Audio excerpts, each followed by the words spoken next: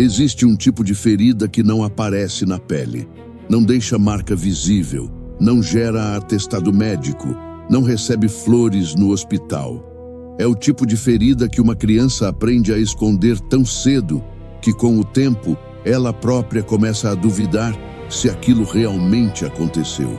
Começa a se perguntar se a dor que sente é real ou se ela é simplesmente fraca demais para aguentar uma vida que do lado de fora parece completamente comum. Ela tinha esse tipo de ferida. Para os vizinhos daquele bairro simples no Missouri, nos Estados Unidos, era apenas mais uma família americana dos anos 1950. Uma casa modesta, uma rotina previsível, um pai que saía de manhã e voltava à noite. Nada que chamasse atenção, nada que fizesse alguém parar na calçada e imaginar que dentro daquelas paredes uma criança estava sendo destruída em silêncio. Mas estava. Desde muito pequena, ela aprendeu que o mundo dentro de casa era radicalmente diferente do mundo lá fora. Lá fora havia sol, havia brincadeiras, havia a ilusão de normalidade.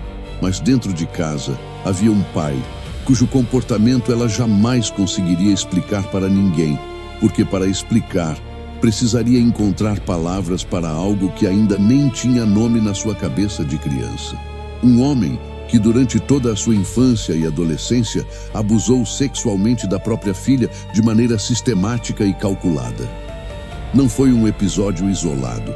Não foi um momento de fraqueza passageira. Foi uma violência que se repetiu por anos dentro do quarto que deveria ser o lugar mais seguro do mundo. E o que torna essa história ainda mais sufocante é o que acontecia do outro lado da parede. A mãe sabia, ou suspeitava, e escolheu o silêncio. Esse silêncio talvez tenha sido a segunda ferida mais profunda, porque quando uma criança é machucada por alguém que deveria protegê-la, ela ainda guarda uma esperança secreta, a de que alguém vai perceber, vai aparecer, vai dizer que aquilo está errado e que ela não merece isso. Quando essa esperança também é sufocada, algo dentro da criança começa a acreditar em uma mentira terrível, que ela é invisível, que ela não vale o suficiente para ser protegida, que talvez, de alguma forma, ela seja culpada pelo que acontece com ela. Ela cresceu acreditando nessa mentira. Não havia linguagem para nomear o que sentia. Não havia terapia, não havia grupos de apoio, não havia um adulto de confiança para quem ela pudesse correr.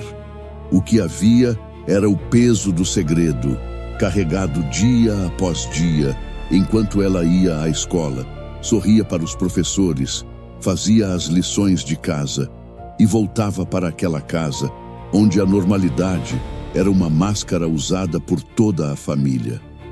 Crianças que vivem sob esse tipo de trauma aprendem a se dividir. Uma parte delas continua funcionando. Vai à escola, come, dorme, faz o que precisa ser feito para sobreviver ao dia. A outra parte vai se fechando, vai se endurecendo, vai construindo muros que no começo parecem proteção, mas com o tempo se tornam uma prisão invisível. Ela era boa em construir muros, aprendeu isso cedo porque era a única maneira que conhecia de não se despedaçar completamente. O que ninguém via era o quanto ela estava só. Não a solidão de quem não tem amigos, a solidão de quem está rodeada de pessoas e mesmo assim se sente completamente sozinha no universo. A solidão de quem sorri e por trás do sorriso carrega uma vergonha que não sabe nem de onde veio, mas que pesa como pedra no peito desde que se lembra de ser gente. Uma vergonha silenciosa, constante, que não tinha endereço certo, só estava lá o tempo todo como uma presença que ela não conseguia expulsar. Havia algo nela, porém, que resistia. Uma teimosia miúda, quase imperceptível, que se recusava a deixá-la desaparecer completamente. Não era fé. Ela ainda não sabia o que era fé de verdade. Não era esperança. A esperança estava enterrada fundo demais para ser acessada. Era algo mais primitivo do que isso. Era simplesmente a recusa de uma criança em parar de respirar. A insistência silenciosa de continuar existindo, mesmo sem entender bem o porquê. Enquanto os anos passavam, enquanto o corpo de criança se tornava o corpo de uma adolescente, a ferida não fechava. Ela só ficava mais funda, mais complexa, mais difícil de carregar. Porque abuso não termina quando termina. Ele continua, na forma como você se olha no espelho e não gosta do que vê. Na forma como você acredita lá no fundo que não merece ser amada de verdade. Na forma como você entra em um relacionamento esperando, quase inconscientemente, ser ferida de novo, porque é isso que aprendeu que o amor faz. Ela estava prestes a descobrir isso da maneira mais dolorosa possível. Mas antes de chegarmos a esse capítulo, é preciso que você entenda uma coisa. Essa mulher que começou a vida carregando um peso que nenhuma criança deveria jamais conhecer, um dia se tornaria uma das vozes cristãs mais reconhecidas do planeta. Seus livros seriam traduzidos para dezenas de idiomas. Suas mensagens alcançariam milhões de pessoas em todos os continentes. E a história que ela contaria ao mundo não seria uma história de alguém que nunca sofreu. Seria exatamente o oposto. Ela se chama Joyce Meyer. E a dor que você acabou de conhecer foi apenas o começo. Existe uma ilusão muito comum entre aqueles que cresceram em lares destruídos. A de que a solução é simples. Basta sair. Basta fechar aquela porta para sempre, respirar o ar de fora e começar de novo. Como se a dor tivesse endereço fixo, como se ela ficasse para trás quando você vira as costas e vai embora. Joyce acreditou nessa ilusão. Aos 18 anos, ela fez o que qualquer jovem naquela situação faria se tivesse a chance. Fugiu, não de mala arrumada, não com planos cuidadosamente traçados. Fugiu da única maneira que o desespero permite. Rápido, sem pensar muito, agarrando a primeira saída que apareceu. E a primeira saída que apareceu teve o rosto de um homem. Ele não era mau necessariamente, mas também não era o que ela precisava. Era simplesmente alguém que apareceu na hora certa ou na hora errada, dependendo de como se olha. E Joyce, que nunca havia aprendido o que era ser verdadeiramente amada, que nunca havia visto de perto um relacionamento saudável, que carregava dentro de si uma ferida aberta disfarçada de normalidade, se agarrou a esse homem como quem se agarra a uma tábua no meio do oceano. Eles se casaram cedo e o casamento durou pouco.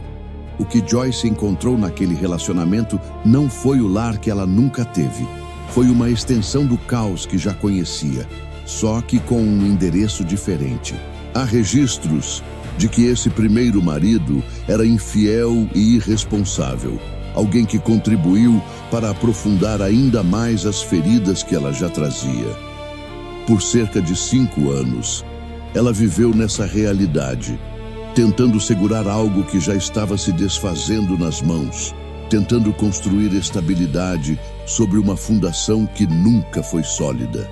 Quando o casamento acabou, Joyce tinha pouco mais de 20 anos. Estava divorciada, carregava um filho pequeno, não tinha estrutura financeira e ainda não tinha processado absolutamente nada do que havia vivido na infância.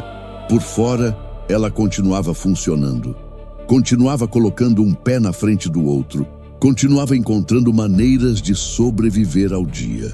Por dentro, havia um acúmulo de dor que ela ainda não tinha vocabulário para descrever. Foi nesse período, em meio à reconstrução solitária de uma vida que ainda mal havia começado, que ela conheceu Dave Meyer. Dave era diferente. Engenheiro, estável, gentil e genuinamente cristão. Não o tipo de cristão que usa a fé como verniz social aos domingos e vive de qualquer jeito durante a semana. Era um homem que tinha uma fé real, enraizada, que moldava a forma como ele tratava as pessoas ao redor.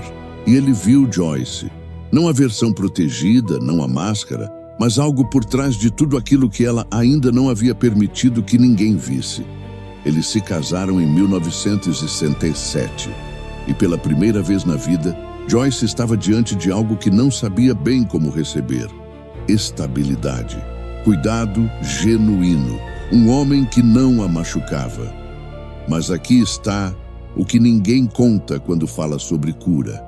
Receber amor depois de uma vida inteira de abuso não é simples. Não é automático. Não basta que alguém seja bom com você para que você, de repente, saiba como ser amada. As feridas antigas não desaparecem só porque uma situação nova chegou. Elas continuam lá, dentro, moldando silenciosamente a forma como você reage, a forma como você interpreta o que acontece ao redor, a forma como você trata as pessoas que mais ama. Joyce reconheceria mais tarde, com uma honestidade que poucos têm coragem de demonstrar publicamente, que foi uma esposa muito difícil nos primeiros anos de casamento.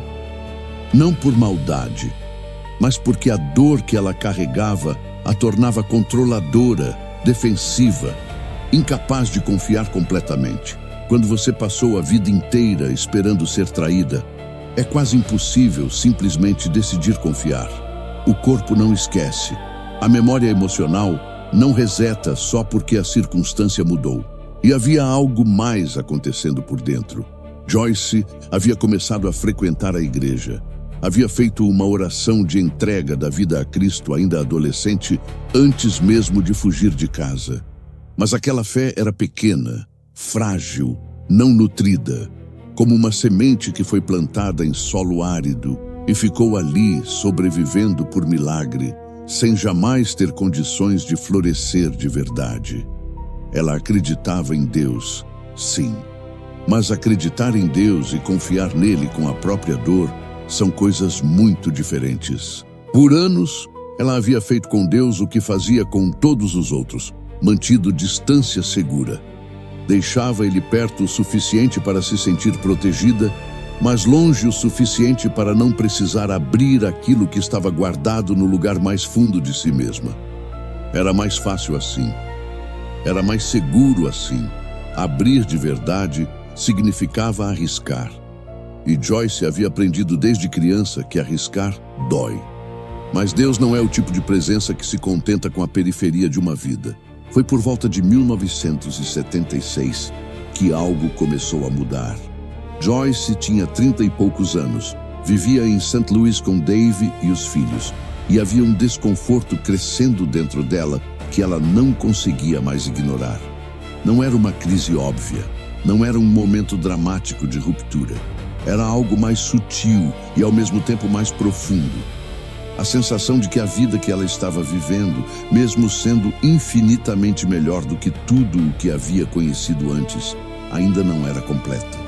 Ainda faltava algo. Ainda havia uma camada de si mesma que estava trancada, inacessível, esperando por algo que ela não sabia nomear. Ela descreveria esse período mais tarde como um tempo de inquietação espiritual genuína. Uma fome que a comida comum não conseguia saciar. Uma sede que nenhuma conquista externa conseguia matar. E então, numa manhã comum, dirigindo o carro em St. Louis, algo aconteceu.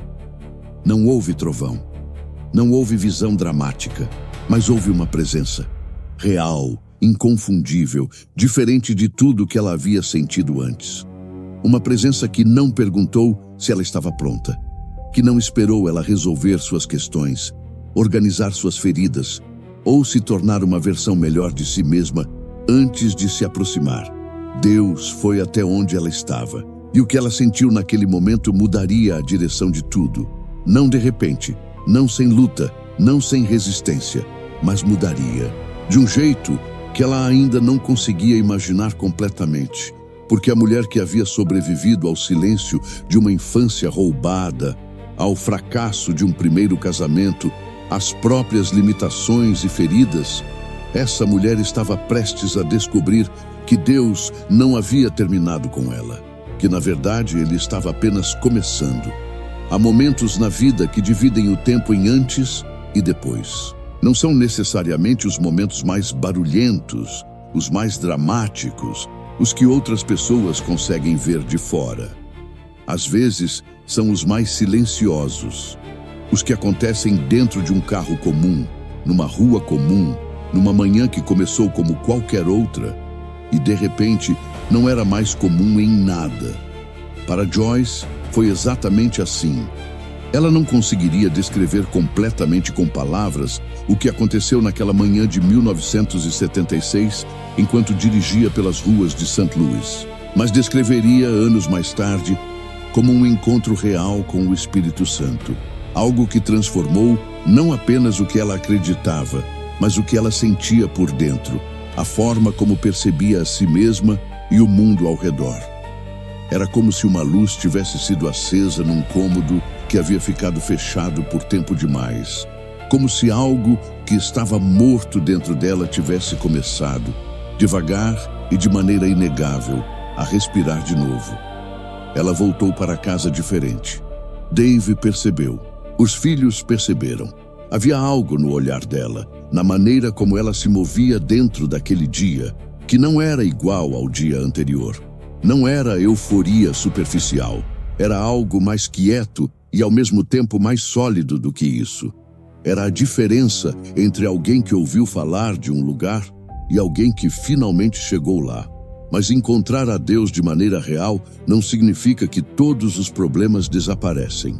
Significa, muitas vezes, que você finalmente tem luz suficiente para ver o tamanho das feridas que estavam escondidas na escuridão.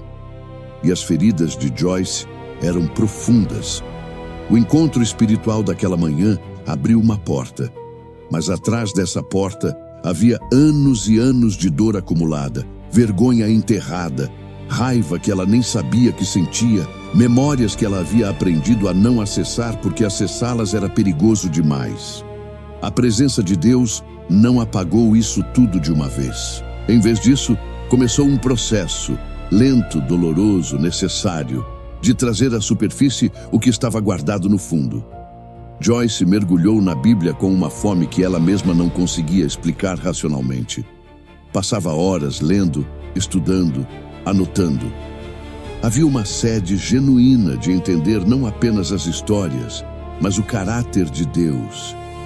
Quem ele era, como ele via as pessoas, o que ele pensava sobre aqueles que haviam sido feridos, abandonados, usados. Cada versículo que ela encontrava sobre identidade, sobre valor, sobre o amor de Deus por pessoas quebradas, atingia algo dentro dela com uma precisão que parecia pessoal demais para ser coincidência. Foi nesse período que ela encontrou palavras como as do profeta Isaías, no capítulo 61, versículos 1 e 3, onde está escrito que Deus veio para restaurar os de coração partido, para dar-lhes uma coroa em vez de cinzas, óleo de alegria em vez de luto, manto de louvor em vez de espírito angustiado. Ela leu esse texto e algo dentro dela reconheceu aquelas palavras como se fossem escritas para ela. Como se Deus estivesse descrevendo exatamente o que havia acontecido com sua vida e exatamente o que ele pretendia fazer com ela. Mas junto com essa fome espiritual crescente, havia algo mais acontecendo que Joyce não havia antecipado. Um chamado. Não foi uma voz audível, não foi uma visão. Foi uma convicção que foi crescendo de maneira gradual e inegável. A sensação de que Deus queria usar sua voz, que havia algo que ela deveria dizer, compartilhar, ensinar, que a dor que ela havia carregado por tanto tempo não era apenas para ser curada, era para ser transformada em mensagem. E aqui estava o problema. Joyce era mulher. Estava inserida em um contexto religioso conservador, numa época em que a ideia de uma mulher ensinando a palavra de Deus publicamente gerava resistência imediata em grande parte das igrejas. Além disso, ela mesma carregava dentro de si todas as vozes que a vida havia plantado. A voz que dizia que ela não era suficiente, que não era digna, que quem havia passado pelo que ela passou não poderia ser usada por Deus de maneira significativa. Como alguém com aquele histórico poderia ficar diante de pessoas e falar sobre fé? Como alguém tão partido por dentro poderia ter algo de valor a oferecer? Essas perguntas não eram apenas insegurança comum, eram o eco de décadas de vergonha, e elas batiam alto. Dave, porém, via diferente. Ele enxergava na esposa algo que ela ainda não conseguia ver em si mesma. Via a profundidade com que ela havia mergulhado nas Escrituras. Via a clareza com que ela conseguia explicar o que havia aprendido.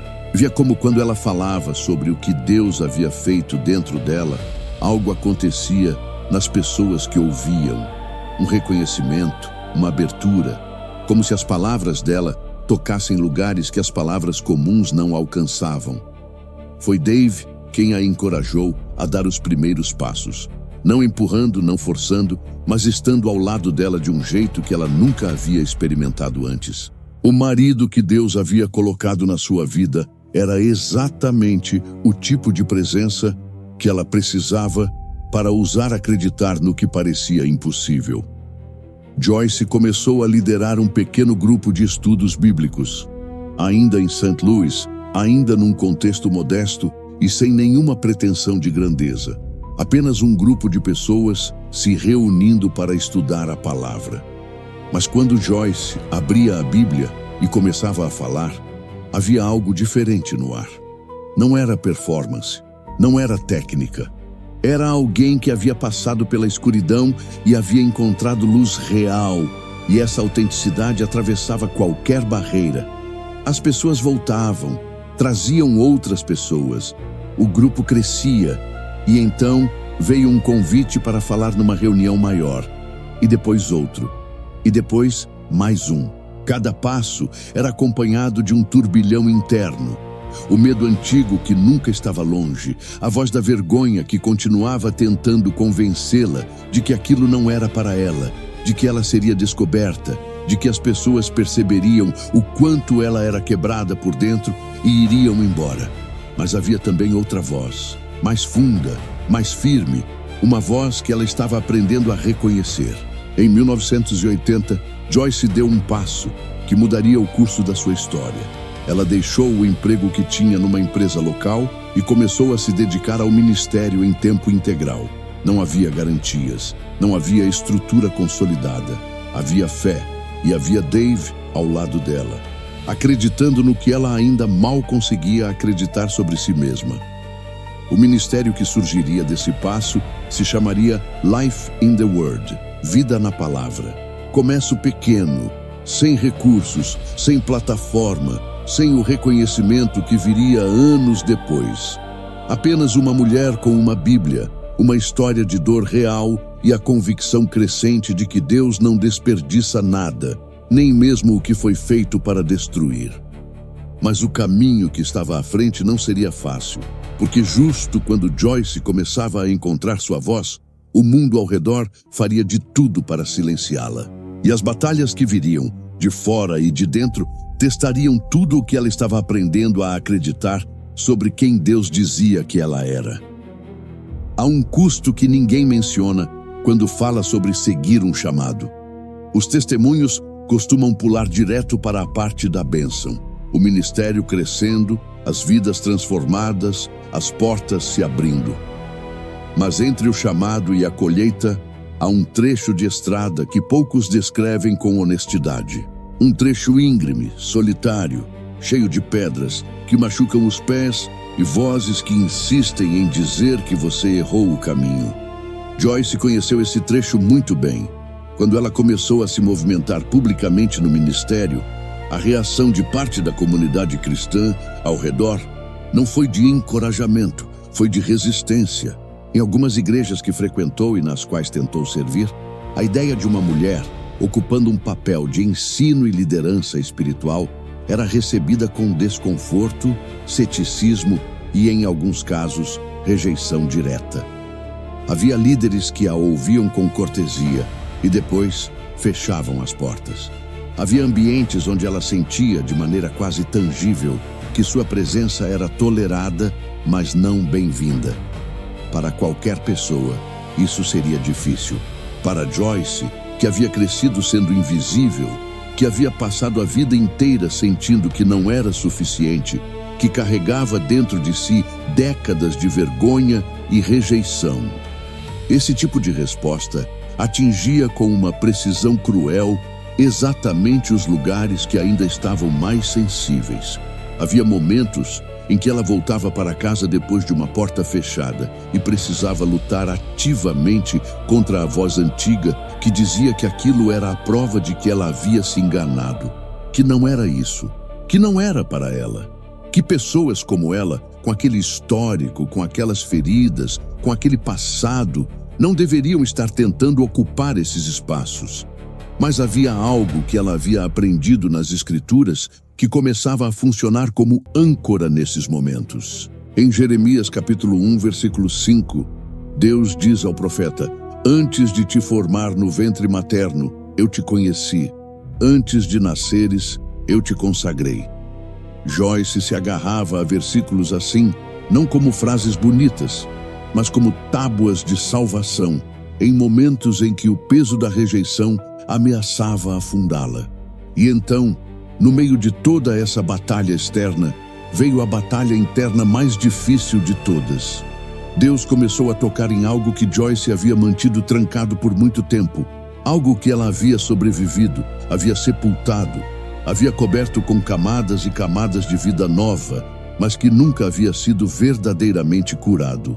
O abuso do pai, os anos de silêncio da mãe, a infância roubada, aquela ferida original que estava na raiz de tudo. O processo que se seguiu não foi rápido nem indolor. Foi um tempo de confrontar memórias que doíam, de nomear coisas que nunca haviam sido nomeadas, de chorar choros que haviam ficado represados por décadas. Joyce descreveria esse período como um dos mais difíceis da sua jornada espiritual. Não porque Deus estava ausente, mas porque o processo de cura real exige que você passe pelo que você havia evitado. Não há atalho. Não há maneira de chegar ao outro lado sem atravessar o meio. E no centro de tudo aquilo estava uma palavra que Joyce resistia com toda a força que tinha: perdão. Não o perdão fácil, superficial, que se declara com os lábios enquanto o coração ainda está fechado. O perdão real, o perdão que custa, o perdão direcionado a um homem que havia destruído a infância dela, que nunca havia pedido desculpas, que havia roubado dela coisas que não podiam ser devolvidas. Como se perdoa alguém assim? Como se abre a mão e se solta o que dói tanto segurar? Joyce lutou com essa questão de maneira genuína e prolongada. Não era falta de espiritualidade, era a honestidade de alguém que havia sido profundamente ferida e que se recusava a fingir que era fácil. Ela havia visto cristãos performáticos demais durante a vida, pessoas que diziam as coisas certas por fora, enquanto carregavam por dentro o mesmo peso de sempre. Ela não queria ser isso. Se fosse perdoar, precisava ser de verdade. E foi Deus quem a conduziu até lá. Não através de uma pressão religiosa externa, não através de culpa ou obrigação, mas através de uma compreensão que foi se formando lentamente dentro dela. A de que o perdão não era um presente que ela estaria dando ao Pai. Era um presente que ela estaria dando a si mesma. Que carregar aquela raiva, aquela mágoa, aquela amargura, era como beber veneno esperando que outra pessoa morresse. Que ela havia sobrevivido ao que ele havia feito, mas a amargura poderia fazer o que ele não havia conseguido: destruí-la por dentro. Em Mateus capítulo 6, versículos 14 e 15, Jesus diz com uma clareza que não deixa margem para interpretação: "Pois, se perdoardes aos homens as suas ofensas, também vosso Pai Celestial vos perdoará. Mas, se não perdoardes aos homens as suas ofensas, tampouco vosso Pai perdoará as vossas ofensas." Joyce conhecia esse texto, mas conhecer um texto e viver o que ele pede são distâncias enormes. Ela escolheu atravessar essa distância. O momento em que Joyce perdoou o pai não foi um evento público. Não foi dramático no sentido cinematográfico. Foi uma decisão tomada diante de Deus, em oração, com lágrimas que vinham de um lugar fundo demais para ser fabricado. Uma decisão que precisou ser renovada mais de uma vez, porque perdão real raramente acontece em dose única. Ele é construído dia após dia, como um músculo que vai sendo fortalecido cada vez que você escolhe de novo não carregar o que já foi entregue. E algo aconteceu depois dessa decisão. Não imediatamente, não de maneira espetacular, mas de forma gradual e inegável. Joyce começou a notar uma leveza que não havia estado lá antes. Como se um peso que ela havia carregado por tanto tempo, que havia esquecido como era não carregá-lo, tivesse sido finalmente depositado no chão. Ela ainda tinha memórias. Ainda havia dor em alguns momentos. Mas a amargura, aquela presença escura e constante que havia morado dentro dela por décadas, havia perdido sua força. E com essa leveza veio algo que ela não havia antecipado. Uma autoridade diferente na voz. Quando Joyce subia para falar agora, havia algo que as pessoas sentiam, não apenas outra pregadora com mensagens bem preparadas, mas alguém que havia estado no fundo e havia voltado. Alguém que falava sobre dor com a credibilidade de quem havia sentido dor de verdade.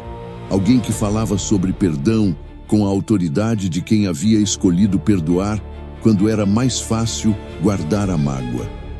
O ministério começou a crescer de maneira que ela não havia planejado e não havia previsto. Em 1985, a Joyce Meyer Ministries começou a ganhar forma mais estruturada. Um programa de rádio local em St. Louis, chamado inicialmente de Life in the Word, começou a alcançar ouvintes além do círculo imediato. As mensagens que ela havia preparado em salas pequenas, diante de grupos modestos, começavam a encontrar um caminho para chegar a pessoas que ela nunca havia conhecido pessoalmente. E cada carta que chegava, cada relato de alguém que havia ouvido uma mensagem e reconhecido a própria dor naquelas palavras, confirmava o que ela havia resistido em acreditar por tanto tempo, que Deus de fato não havia desperdiçado nada. Que cada ano de sofrimento, cada ferida carregada, cada noite difícil havia sido, de alguma maneira, que ela ainda estava aprendendo a entender completamente parte de uma história maior. O pai que havia tentado destruí-la havia, sem saber e sem querer, forjado dentro dela uma profundidade que o conforto nunca poderia ter produzido. E essa profundidade estava prestes a alcançar o mundo. Há uma pergunta que percorre silenciosamente a história de toda pessoa que já sofreu de verdade. Uma pergunta que não é feita em voz alta na maioria das vezes, mas que vive lá dentro, persistente, esperando uma resposta que faça sentido. Para que serviu tudo isso? Para que serviu a dor? Para que serviu o abuso, o silêncio, o abandono, os anos carregando um peso que nenhuma criança deveria jamais conhecer? Para que serviu o casamento fracassado, a rejeição, as portas fechadas, as vozes que disseram que ela não era suficiente? Para que serviu tudo aquilo que tentou, de tantas maneiras diferentes, apagar Joyce Meyer antes que ela pudesse se tornar quem estava destinada a ser? A resposta que a vida dela oferece não é simples, não cabe em uma frase, mas é real. E é essa realidade que torna a história dela diferente de uma fábula motivacional comum. A partir da segunda metade dos anos 1980 e ao longo de toda a década de 1990, o ministério de Joyce cresceu de uma maneira que desafiava qualquer explicação puramente humana. O programa de rádio local em St. Louis foi se expandindo para outras cidades, outros estados. As gravações das suas mensagens começaram a circular de mão em mão, numa época em que isso ainda significava fitas cassete sendo copiadas e distribuídas por pessoas comuns que haviam ouvido algo que as havia tocado fundo e precisavam compartilhar. Em 1993, a família Meyer se mudou para o estado do Missouri, na região de Fenton, para acomodar o crescimento do ministério. Em 1997, o programa de televisão Enjoying Everyday Life, Desfrutando a Vida Cotidiana, começou a ser transmitido. E o que havia começado como um pequeno grupo de estudos bíblicos numa sala modesta em St. Louis estava agora sendo transmitido para lares em todo o território americano e logo em seguida para países ao redor do mundo. Os livros que Joyce escreveu se tornaram best-sellers. Títulos como O Campo de Batalha da Mente, publicado em 1995, venderam milhões de cópias e foram traduzidos para dezenas de idiomas. Não porque eram escritos por alguém que havia tido uma vida fácil e descoberto fórmulas de sucesso espiritual, mas porque eram escritos por alguém que havia estado no campo de batalha de verdade, que havia lutado contra pensamentos destrutivos a partir de uma experiência real de trauma, que falava sobre renovação da mente não como conceito teológico abstrato, mas como necessidade de sobrevivência que ela havia vivido na própria pele. Romanos capítulo 12, versículo 2 diz: Não vos conformeis com este século, mas transformai-vos pela renovação da vossa mente, para que experimenteis qual seja a boa, agradável e perfeita vontade de Deus. Joyce não apenas pregava esse versículo, ela havia vivido o processo doloroso e real que ele descreve. E as pessoas sentiam isso. Havia uma autenticidade nas suas palavras que atravessava a tela, atravessava a página, atravessava qualquer distância geográfica ou cultural. Mulheres que haviam sofrido abuso ouviam Joyce falar e sentiam que alguém finalmente entendia. Homens que carregavam vergonha antiga reconheciam nas suas palavras a descrição do que havia morado dentro deles por anos sem nome. Pessoas que haviam desistido de acreditar que Deus poderia usar alguém com aquele tipo de histórico encontravam na trajetória dela uma resposta viva para a pergunta que não haviam ousado fazer em voz alta. E havia algo mais que Joyce fez, que exigiu um tipo de coragem que vai além do que a maioria das pessoas consegue imaginar. Ela contou a própria história, não de maneira velada, não com eufemismos cuidadosos, não protegida pela distância de uma narrativa genérica sobre dificuldades da vida. Ela falou abertamente sobre o abuso que havia sofrido do pai, sobre o silêncio da mãe, sobre o primeiro casamento fracassado, sobre a batalha com o perdão, sobre os anos de dificuldade emocional que havia carregado mesmo depois de encontrar a Deus. Ela colocou a própria vulnerabilidade diante de milhões de pessoas, não para gerar pena, mas para gerar esperança. Porque havia algo que ela havia aprendido com uma certeza que nada poderia abalar. A sua história não era sua vergonha, era sua mensagem. E o que aconteceu com o pai? Joyce não apenas o perdoou em oração, dentro do seu coração. Ela e Dave chegaram a cuidar dos pais dela nos anos finais da vida deles. Ela financiou tratamentos médicos. Ela esteve presente. Não porque o pai havia merecido, não porque havia pedido desculpas de maneira que desfizesse o que havia feito, mas porque Joyce havia descoberto que o amor de Deus não funciona na lógica do merecimento e que viver o que ela pregava não era opcional. O pai de Joyce faleceu sem ter reconhecido publicamente o que havia feito. Mas Joyce havia se libertado muito antes disso. Havia se libertado no momento em que escolheu abrir a mão e soltar o que havia carregado por décadas. E essa libertação foi o que permitiu que ela chegasse a lugares que a amargura jamais teria permitido. Hoje, décadas depois daquela manhã comum em St. Louis, em que Deus foi até onde ela estava, Joyce Meyer é uma das pregadoras cristãs mais conhecidas e influentes do planeta. Seu ministério alcança pessoas em mais de 100 países. Seus livros foram traduzidos para mais de 100 idiomas.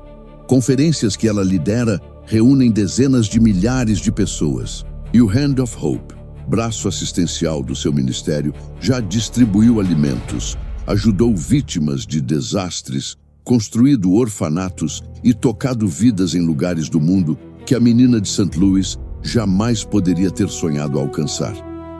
Mas o que mais impressiona não é o tamanho do ministério, é a origem dele.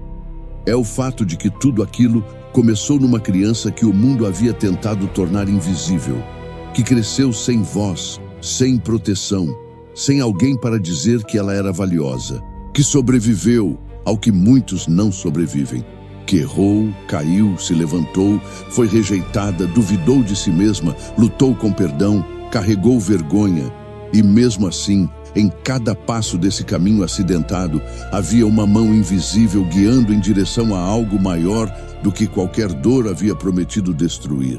O Salmo 126, versículo 5 diz: "Os que semeiam em lágrimas, com alegria ceifarão." Joyce semeou em lágrimas por muitos anos, mais do que a maioria das pessoas consegue imaginar. E a colheita que veio não foi apenas pessoal, foi uma colheita que alimentou milhões de outras pessoas que também estavam semeando em lágrimas e precisavam acreditar que a alegria ainda era possível. E agora, antes de encerrar, preciso falar diretamente com você que chegou até aqui. Talvez você conheça essa história porque já ouviu Joyce Meyer antes. Talvez você tenha chegado até esse vídeo sem saber exatamente o que esperava encontrar. Talvez você esteja carregando nesse exato momento algo que parece pesado demais para ser transformado em coisa boa. Uma ferida que parece definitiva. Uma vergonha que parece sua identidade. Uma dor que parece grande demais para que Deus caiba dentro dela. A história de Joyce não é uma promessa de que tudo será fácil. Não é uma garantia de que o caminho será curto ou sem pedras. É algo mais honesto do que isso. É a prova de que Deus não tem pressa, mas também não desiste. Que Ele é capaz de entrar nos lugares mais escuros da história de uma pessoa e encontrar ali, no meio do que parecia apenas ruína, o material exato de que precisava para construir algo que nenhum olho humano havia conseguido imaginar. Você não precisa estar curado para ser usado. Você não precisa estar inteiro para começar. Você não precisa ter uma história limpa para ter uma história que vale a pena ser contada. O que você precisa é dar o próximo passo, o menor passo possível na direção de confiar que aquele que te conheceu antes de te formar no ventre não se esqueceu de você agora. Se essa história tocou algo dentro de você, se você reconheceu a própria dor em algum momento dessa narrativa, ou se você simplesmente quer continuar encontrando histórias reais de fé que transformam, então você já sabe o que fazer. Se inscreva no canal Marcas da Verdade. Testemunhos reais de fé. Curta esse vídeo para que mais pessoas possam encontrá-lo. Compartilhe com alguém que você sabe que precisa ouvir que a história dele ainda não acabou. Porque histórias como essa não foram preservadas para ficar guardadas. Foram preservadas para serem passadas adiante.